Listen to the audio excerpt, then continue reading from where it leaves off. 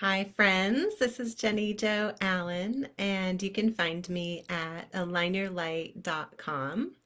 Um, Also, if you are finding yourself in a position where I know this is kind of a hot subject, and talking about lower vibrational beings is, potentially triggering. So if you're finding yourself in a position where you're feeling afraid, go ahead and click on the link in the description to just get a free consultation with me. It's just a quick look, see, um, and if there is anything, uncool going on in your energy system, I'll be able to see that, and then we can address it, and you can choose whatever you feel is the best course of action for you. I have lots of different choices, or you could choose somebody else, whatever you feel most comfortable with. So, one of the things that I want to talk about right off the bat as a caveat is that psychics are totally unregulated. This industry is completely unregulated. So if you are, in a position where you found somebody that you want to have as a reader and they're using scare tactics like, ooh, I see some really dark energy around you that really needs to be cleaned up and it's going to take X number of sessions in order to do that. Um, you know, I wouldn't grab your stuff and run the other direction, but I would definitely do some investigating, like ask lots of questions about it and feel out whether or not this person is just trying to scare you into getting more sessions, or if there's actually a sense of empowerment with how they are talking to you. So, just an example, I have a client who recently went to somebody um, other than me, and it was just, she was just walking through a town, and there was somebody, a little psychic shop, and she just popped in there to ask a quick question or something. And anyway, the person, that basically that same scenario that I just laid out just happened. And she said, "Ooh, you've got something wrapped around. It's a past life, blah, blah, blah. And you really need to get that taken care of, and we should, and then it's going to cost, like a whole bunch of money to do that." And she was like, "I have somebody else that I work with stuff like that." And when she left, she felt like this anger energy from that person. And then later she was stung by something, and she never even saw what stung her, but it swelled up like really super big. And so she called me and she was like, "What happened?" So anyway, just in the same way that you want to vet your realtor, your lender, you know, your chiropractor, you want to vet the people that are going to be working with you. And in particular, you want to vet the people that are going to be working in your energy field and with your energy body. And with your spiritual body, your light body, your emotional body, you want to really make sure that that person is aligned with the highest vibrational light source available. Um, Otherwise, it can be really hard to figure out whether or not they are going to be calling in something that is maybe not of the highest and best benefit for all beings, maybe not of the highest and best benefit for you. So, anyway, we are going to get to how do you tell whether or not you are calling in angelic ones or light beings, as I like to call them. That kind of like gives a general scope to the entire concept of whoever is vibrating within the light. And so, I'm going to do a little tutorial on how to really identify how to close those loopholes, how to know that when you are requesting helpers, that you're actually getting ones that are going to be helpful for you. And we're also going to be talking about, you know, how to tell the difference between the lower vibrational beings and the beings of light. And so I call these lower vibrational beings LVBs for short. That includes demonic ones and reptilians, and then there's a whole slew of other ones that I would just cluster into the general category of LVB or lower vibrational being. All right, and then there's the question: why are they even interested in us? Like, why would they even bother to stick? Like, why would they want to be attached? And so, we're gonna talk about all those things. All right, so who are they and why are they interested in us? Basically, lower vibrational beings are sometimes interdimensional. Sometimes they are, I've had some interesting interactions with the reptilian beings. And I say that with a smile on my face because I find them kind of funny. They are, they can do some damage and they can wreak some havoc. But, just in the same way that bunny rabbits, I'm not saying that reptilians are fluffy bunnies, but bunny rabbits can really cause some damage to your garden. They can be total menaces. Rats, people keep rats as pets, but rats can also be, pestilent little Burks that bite you and cause rabies and stuff.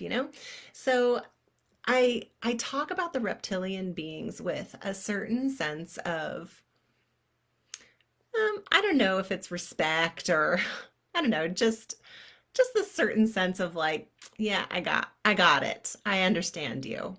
And I have a smile on my face because they're easy to understand. Once you get how they work, then they're easy to spot, even though they do conceal themselves. They're actually masters of disguise.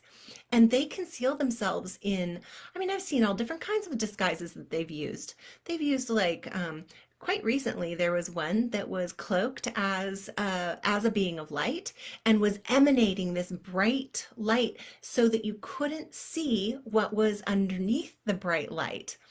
And so, this kind of leads into um there are a bunch of different questions about this, but it leads into that question of um you know how do you tell the difference between a true being of light and one that is not of the light, a lower vibrational being?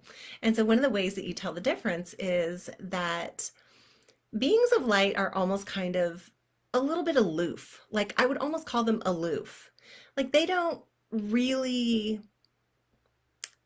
they don't feel like it's their job to manipulate or take care of or to do anything unless we have contracted with them in some way, unless we have made an alliance that is mutually beneficial. And, the lower vibrational beings are like that too. They also create an alliance that is mutually beneficial.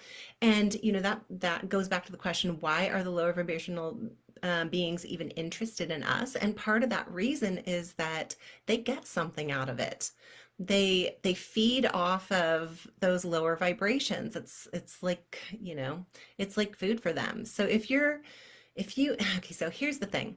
If you have a foundation that is rocky, based in all kinds of really deep need because of past traumas, because of, a myriad of reasons, maybe it's past life, maybe it's ancestral, maybe, maybe you've just had a lot of anger and upset in this lifetime, and that's, at a certain base level, you vibrate there. It's a lower vibration.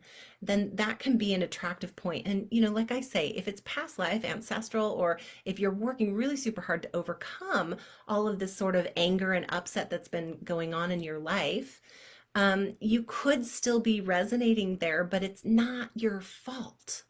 If we do this all the time when we're trying to make any kind of a major change. We're shifting our vibration. And so for a time, we keep attracting the stuff that we don't want because we're still vibrating at that level, even though we're trying to overcome that.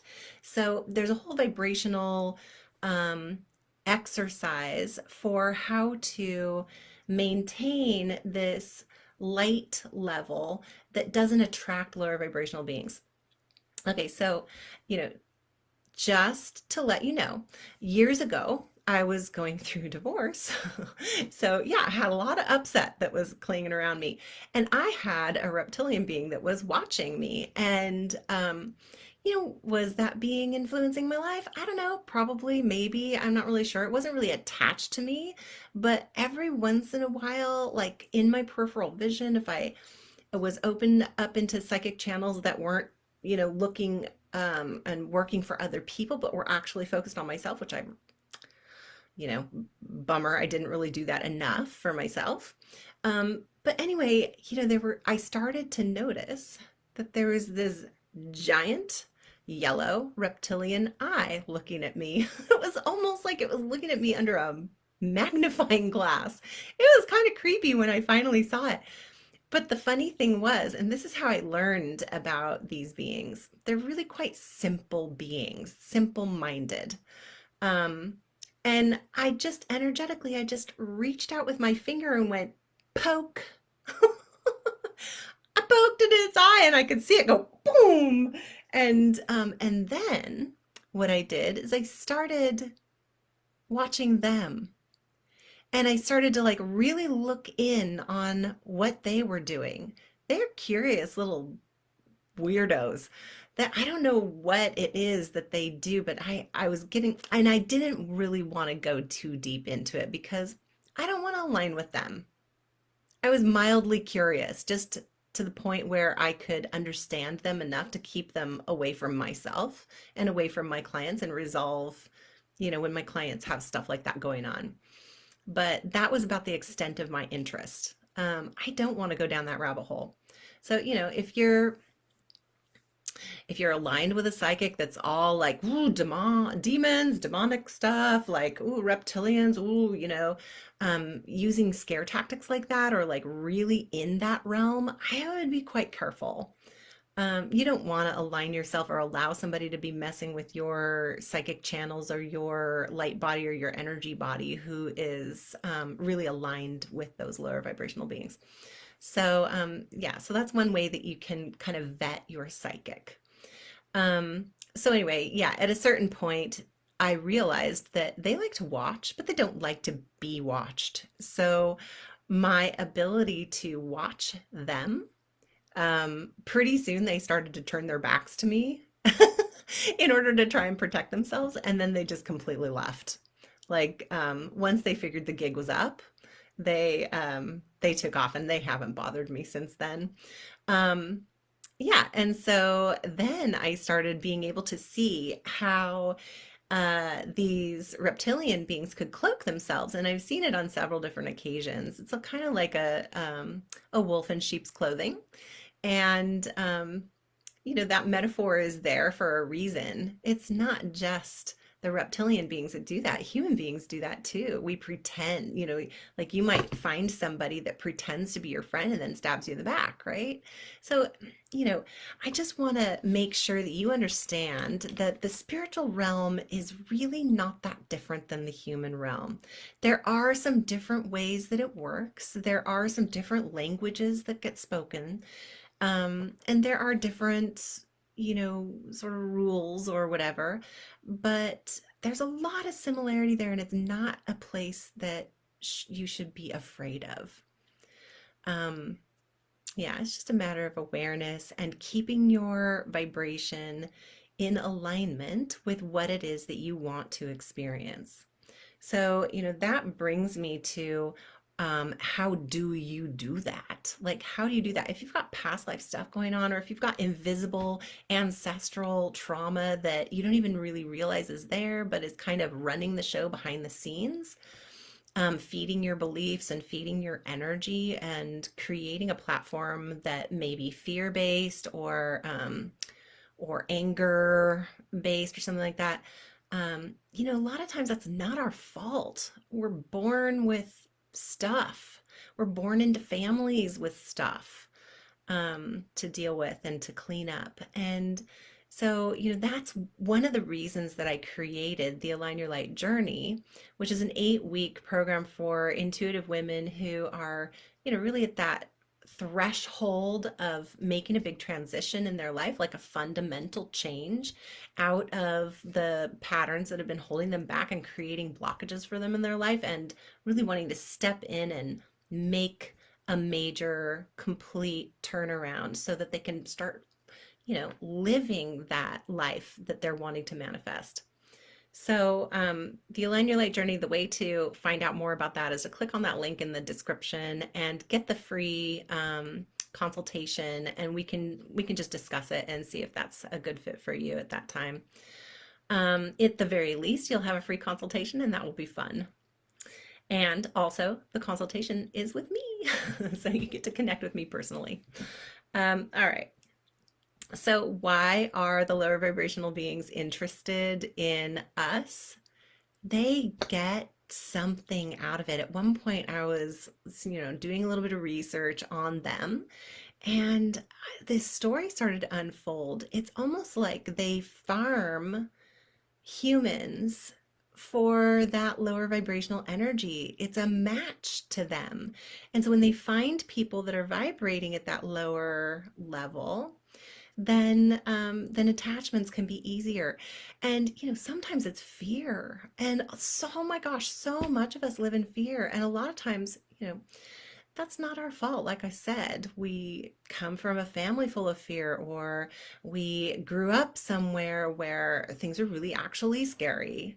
Um, there can be all different kinds of reasons. I've lived many, many, many, many lifetimes and had all kinds of really horrible things happen in those lifetimes that I've either remembered myself, or that, I have a healer that I work with, and, things have come up and I've been like, oh boy, this pattern is coming up and I really need this healed. Can you help me out with that? And so, we pull out all these different past lives with, I was incarcerated with collars and restraints and all different kinds of horrible things. So, that stuff can just be in the background, and there's a way to heal the things that are really coming up to be healed in this lifetime. And then there's another way of creating a foundation that is based in that universal unconditional love. And it gets anchored into your own light source, into your own central energy channel that runs from your crown all the way down to your root. And that can feed your foundation when you learn how to consistently and almost reverentially connect and stay connected up into that divine source that's your divine source. And when you learn how to do that and to become comfortable running that energy, to feel worthy of holding that unconditional love, all of those things can be really difficult when we've grown up in situations that don't allow us to flow that kind of light, that, past lives that have hijacked our ability to feel free, or worthy of being free. How many of us have been slaves? How many of us have been burned at the stake? Super real, horrific things from our past. But I guarantee you, that's not your only past. There is a deeper past, and that's part of what I do in the journey. Is I draw on that deeper past from before all the pain, from before all of the trauma, and pull out that template of total worthiness, of complete connection with the higher realms and the higher vibrations. And we use that, your template, your original light, as your new foundation. We reinstate that light that has already been yours, but just got covered up, stacked time and time and time again with whatever traumas you've lived through, whatever lifetimes, whatever ancestral trauma your genetic, memory is holding. Okay, let me see if there's anything else in my notes here that we wanted to. Oh yeah, I did want to talk about how you close the loopholes. So you may be wondering, when you are calling in angelic beings or beings of light, how do you close the loophole so that you're not attracting any of the lower vibrational beings?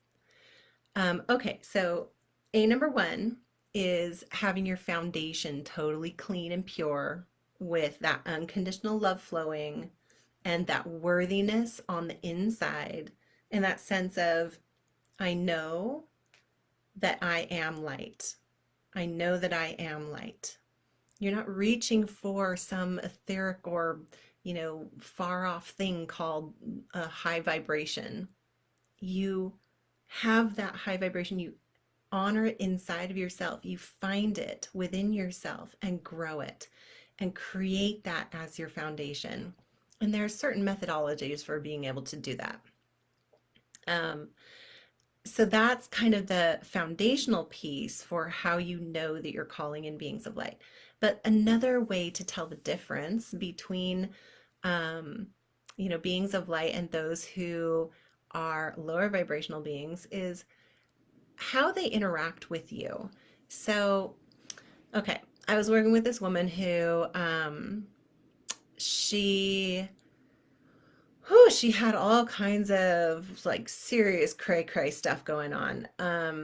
And it was this being of light.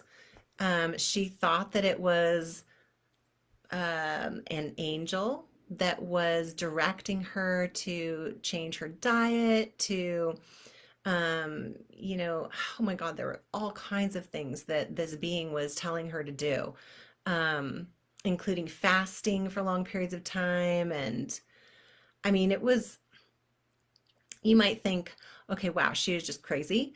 And yeah, maybe, but also maybe not.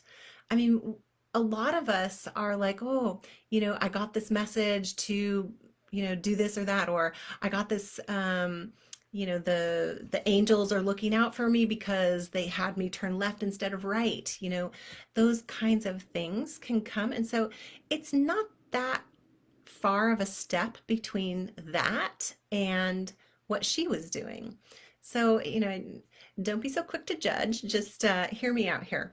So, one of the ways that you can tell the difference is that lower vibrational beings will often get really bossy with you. They'll be, put their foot down and be really adamant that you choose this thing or choose that thing or do this or do that. And I have to tell you, beings of light don't do that. They don't. They almost could kind of care less, really. I mean, if you reach out to them and make a request, they're right there. And they're totally willing to bend over backwards to assist, but only with the things that you ask for. They don't just think up how to protect you. They don't. They only do that if you request it. So you have to reach out or reach in, whichever way you want to put it, in order to connect with the resources of light that you're requesting. Okay, so that's one way to tell the difference. Another way to tell the difference, I was working with this woman recently who, she was just there. It was a consultation. And anyway, I opened up her Akashic records and I was looking at her light body and her energy body. And I was like, oh, what's that attached to your crown chakra? and and I was like, wow, there's just like this really super bright light. And at first glance, it felt like something light. It felt like, warm, and it felt like it was supposed to be there, right? Just like weeds that mimic other plants, like mimic the leaves of flowers or something like that. And so there was something just a little bit off about it because I couldn't see through the blinding light. I couldn't see through the brilliance into what kind of a being it was, what their, where they were connected. And so as I started to peel back those layers by asking specific questions, and it's not like I say them out loud. I do this thing called echolocation. I'll send out, you know, a, I mean, I guess it's kind of telepathic. I send out a little message and wait for it to bounce back with the answer. Okay. So, so yeah, I just was like, peppering this being of light with all these sort of questions or queries.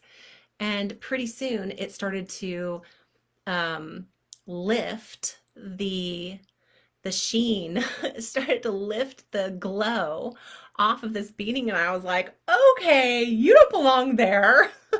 The other thing is that beings of light don't connect into your energy. They don't connect into your light body. They don't connect into your chakras. They don't do that. That's not their job. They don't, they don't do that. They don't attach. And this being was definitely attached in the crown chakra. So it was like, yeah, no, that doesn't belong there.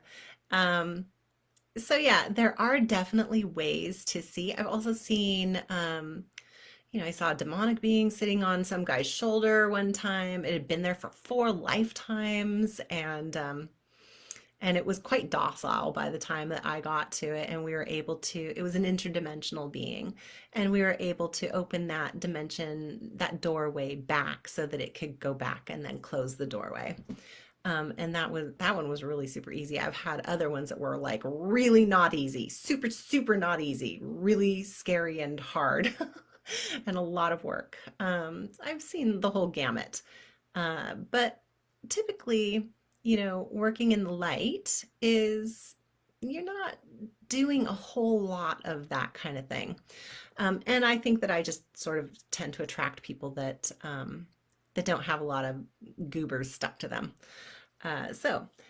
But that's not to say that I'm not willing. So if you have a concern that you might have something stuck to you that doesn't belong there, by all means, click on that link in the description, set up a free consultation. We'll take a look and see what's going on, and then I can kind of give you an overview, give you a big picture of what's going on, and how, if there's something to take care of, then we can talk about your best options for that. Um, Let me see, is there anything else that I was going to talk about? Let me see here.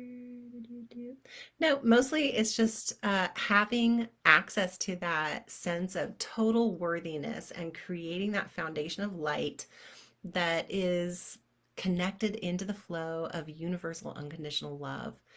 And I have to say that that worthiness piece is the piece that really gets in the way of so many of us. So many of us struggle with that. And the fear that we're not worthy, the fear that we can't have that, the fear that, we don't belong in that vibration. And that can pop up in all different kinds of ways. It can pop up in relationships. It can pop up in our employment situations. It can pop up in our relationships in our jobs, like people that don't like us or people that, are mean to us, things like that that seem like they're not related to how we are running our own energy, actually are totally related.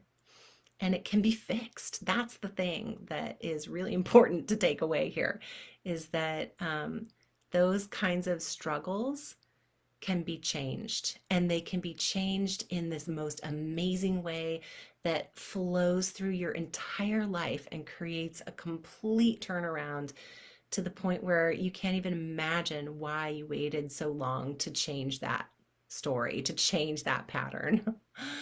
Whew. All right. If you have any curiosities whatsoever about me, about what I do, like you want to get your energy checked, you want to ask about any of my programs, or, even getting just a single session, I'm totally open to that. Click on that link in the description to just schedule a free consult, and you get to talk to me, and I will see you in the free consult. Do it now, do it now, do it now, do it now. I have several openings available next week, and you could jump into one. All right, I'll see you the next time I'm live, and until then, have a super beautiful day.